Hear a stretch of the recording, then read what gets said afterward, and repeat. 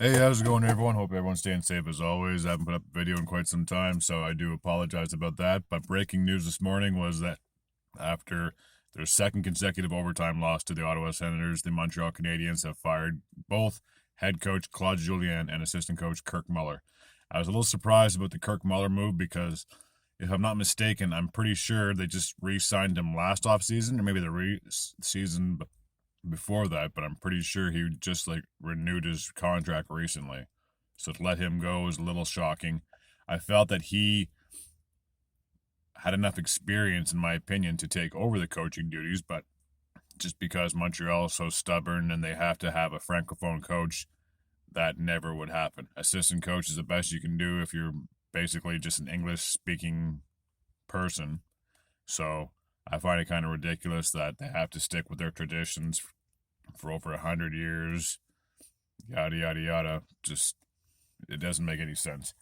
Yeah, I personally wouldn't care if the coach was Swedish. If he's the best qualified coach, doesn't matter if he speaks French or not. Hire a translator if worse come to worse. I mean, I guarantee they have the money to do that. That's just my opinion. So, again, breaking news: Claude Julien has been relieved for the second time, a second tour of duties with the Montreal Canadiens, and which is shocking because we got off to a hot start. At one point, we were the top team in the NHL, and then just have not been consistent. 3 consecutive losses. First was to Toronto, and then obviously, like I said, the back-to-back losses to the worst team in the NHL, the Ottawa Senators.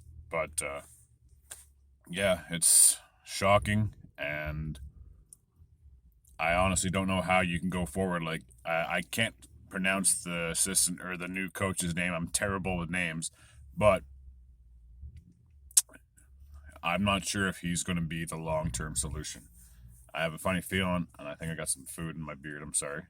I'm just sitting in my car waiting to go to work. Um, I just have a funny feeling that he's not going to be the long-term coach. That's just my opinion. So we will see. Only time will tell, I guess. But yeah, we'll see if this turns the ship. I don't understand how we went from a high power offense scoring minimum 3-4 goals a game to barely getting any goals and barely scraping by with a point in the last 2 games uh, against the Sens. So I know that if there are analytics or statistics that show that Price isn't having that best of a season, and obviously they last night didn't have that great of a game, allowed 5 goals, which is really unheard of on him. But I just find that nowadays it's almost impossible to have a high save percentage or a low goals against average because the game is just so fast, so quick. You can make one save, but the rebound could go to the other team, and then they have an open net. So I find that nowadays shutouts are going to be very scarce. I find that goalies and their save percentage and the goals against, like I said, that's not going to be what it used to be.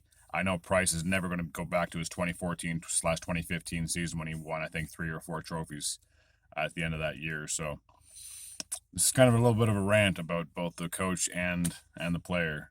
And but yeah, like I said, that's where Montreal is at right now. So hopefully they can get their spit together. They have a lot of hockey still left, and there's still 39 or 38 games still to play. So they still have a long season ahead of them. And if they have any more losing streaks, they're going to see teams get bumped, or teams going to see teams bumping them in the standings, and then we could easily be out of the playoff before it's too late. So even though they still have 40 or 30 some odd games, every game counts. You cannot afford to go on an 8-game losing streak like you did last season. Now, as of right now, we're on a 3-game losing streak, so we just needed 5 more teams to beat us or lose 5 more times, and we can tie that record again. But I really hope we can turn things around and get this ship right, because I guarantee Bergevin didn't go in that offseason to get all of these acquisitions and make the trades that he did just for us to fall short or be out of a playoff spot. This is a team that desperately needs to get back into the playoffs, a team that was once proud and almost consistent in making the playoffs to almost being a dumpster fire. So it's kind of a odd situation to be in, I guess, but here we are. So here's hoping that the new coach, whoever it is, whether it be the part-time guy that we have or Bergevin actually goes and finds somebody else to come in and help out. But only time will tell. Anyways, until next time, guys, take care.